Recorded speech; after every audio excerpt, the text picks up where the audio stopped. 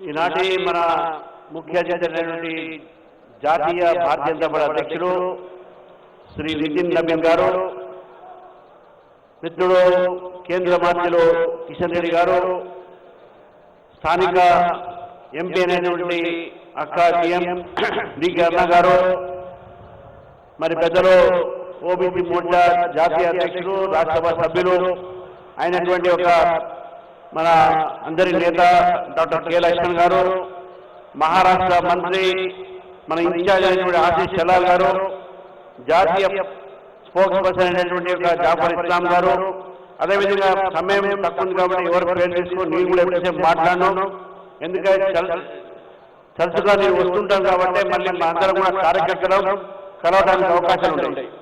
కానీ ముగించే ముందు రెండు విషయాలు మాత్రం చెప్పదలుచుకున్నాను. ఈరోజు కాంగ్రెస్ యొక్క అధ్యక్షుడు ప్రెస్ కాన్ఫరెన్స్ పెట్టి భారతీయ జనతా పార్టీ మతం ఆధారంగా మతాన్ని వాడుకుంటున్నారని చెప్తా ఉన్నారు.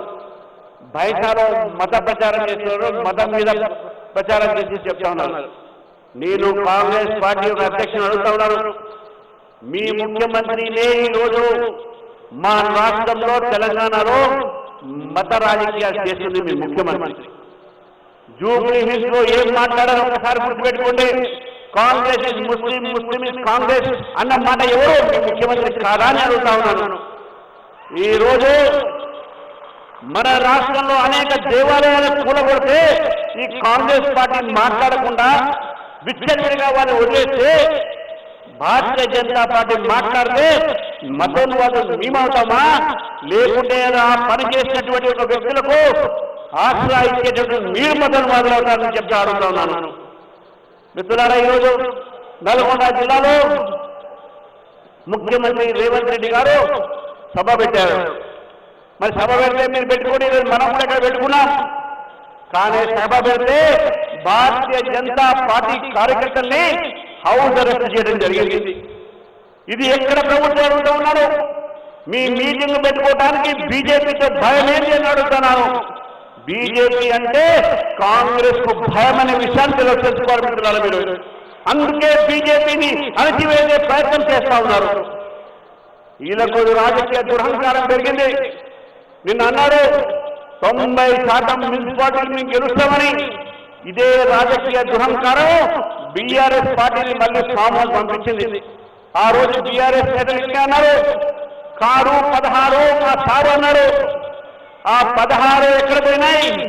8 బీజేపీ గెలిచింది, 8 కాంగ్రెస్ గెలిచింది, 1 బద్రీస్ గెలిచింది. మీకు వచ్చింది గుండు 0 కదా బీఆర్ఎస్ అడుగుతా ఉన్నారు.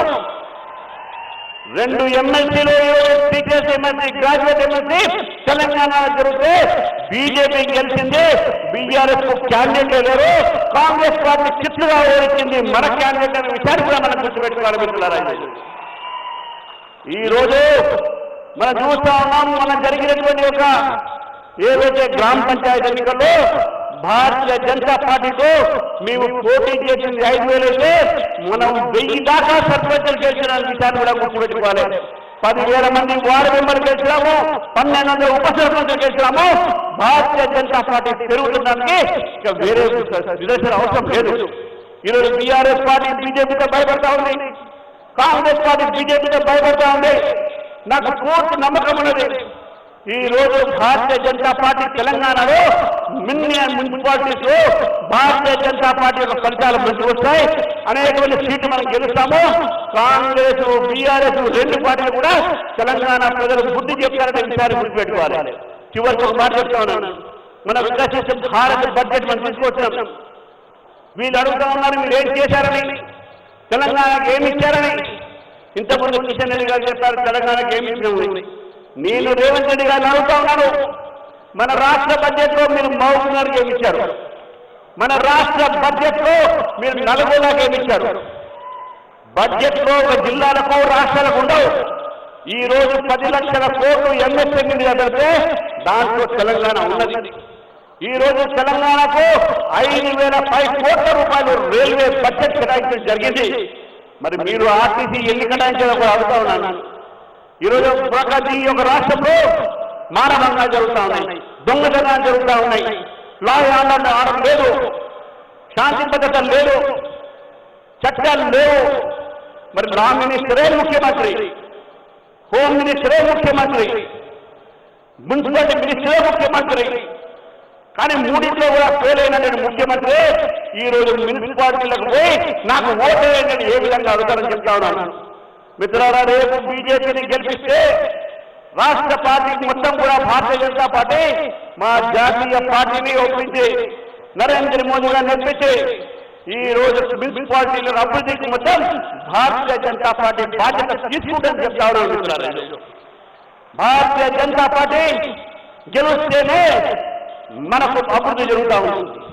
కాంగ్రెస్ గెలిపించినా బీఆర్ఎస్ గెలిపించినా వాళ్ళు మన ట్యాక్సులు పెంచారు, మన దోచుకుంటారు, మన జేబులో చేతులు పెట్టి మన డబ్బు తీసుకుంటారు, కానీ అభివృద్ధి మాత్రం జరగదు. కాబట్టి ఒక అవకాశం ఇవ్వండి. గతంలో బీఆర్ఎస్ అవకాశం ఇచ్చారు, కాంగ్రెస్ అవకాశం ఇచ్చారు, ఈసారి బీజేపీకి అవకాశం ఇవ్వాలని చెప్పేసి కూడా తెలంగాణ ప్రాంత ప్రజలకు, ముఖ్యంగా మహబూబ్ నగర్ జిల్లాలో ఈ రోజు మంది కార్యకర్తలు ఉన్నారు. వాళ్ళందరూ కూడా కోర్టులలో ప్రజల దగ్గర వెళ్ళండి, బీజేపీని గెలిపించాల్సిందిగా వారిని అడగండి. మన పథకాన్ని నరేంద్ర మోదీ గారు చేసినటువంటి ఒక అభివృద్ధి కార్యక్రమాలు మనం చెప్పండి. చివరికి పెట్టారా, ఇంత పెద్ద సభ ఈరోజు అతి తక్కువ సమయంలో ఇంత పెద్ద ఎత్తున కార్యకర్తలు కేవలం మహబూబ్ నగర్ జిల్లా పక్కన ఉన్నటువంటి చేవల్ల పార్లమెంట్ మున్సిపాలిటీ వచ్చారంటే ఇంతమంది కార్యకర్తలు చూసిన తర్వాత నాకు పూర్తి నమ్మకం ఉంది. ఈరోజు మహబూబ్ నగర్ జిల్లాలో చేవలలో మొత్తం భారతీయ జనతా పార్టీ మున్సిపాలిటీ గెలుస్తుంది, తెలంగాణలో కూడా అధిక సంఖ్యలో మున్సిపాలిటీ గెలుస్తుంది పూర్తి నమ్మకం ఉంది. కాబట్టి మరొకసారి మనందరం కూడా కష్టపడి పనిచేసి భారతీయ జనతా పార్టీ జెండాని ఇప్పుడు నిలబెడితే రేపు రాబోయేటటువంటి 2028లో జరిగేటువంటి ఎన్నికల్లో తెలంగాణలో భారతీయ జనతా పార్టీ అధికారంలో వస్తుంది, మన ప్రభుత్వం ఏర్పడుతుందని చెప్పి తెలియజేస్తూ ముఖ్యంగా భారత్ మాతాకి జై.